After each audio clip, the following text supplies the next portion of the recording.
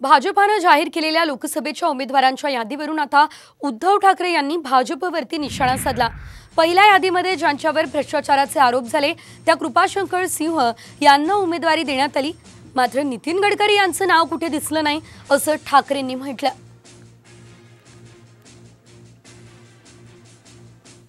अमित शहाजी असतील यांची नावं सुद्धा मी जेव्हा ऐकली नव्हती त्यावेळेपासून मी नितीन गडकरींचं नाव ऐकलंय आणि त्यांच्यासोबत काम केलेलं आहे।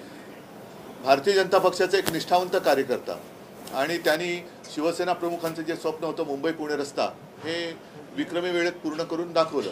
अशा माणसाचं नाव पहिल्या यादीत नाहीये, पण ज्याच्यावरती बेहिशोबी संपत्ती जमा केली म्हणून आरोप केले होते त्या कृपाशंकर सिंहाचं नाव आहे। ही आजची भारतीय जनता पार्टी आहे। अजित पवार आणि अशोक चव्हाण या तिघांनाही तुरुंगात टाकण्याची भाषा देवेंद्र फडणवीसांनी केली।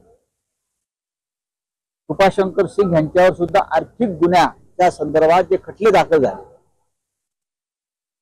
त्यांना क्लीन चिट देण्याचं काम नंतर देवेंद्र फडणवीस यांनी केलं।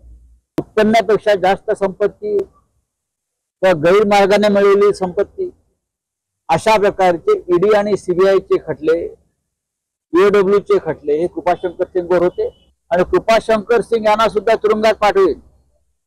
आज तुरुंगात न पाठवता कृपाशंकर सिंहना वाराणसीच्याच बाजूला जौनपूर मधून तिकीट दिलंय। ही मोदी गॅरंटी।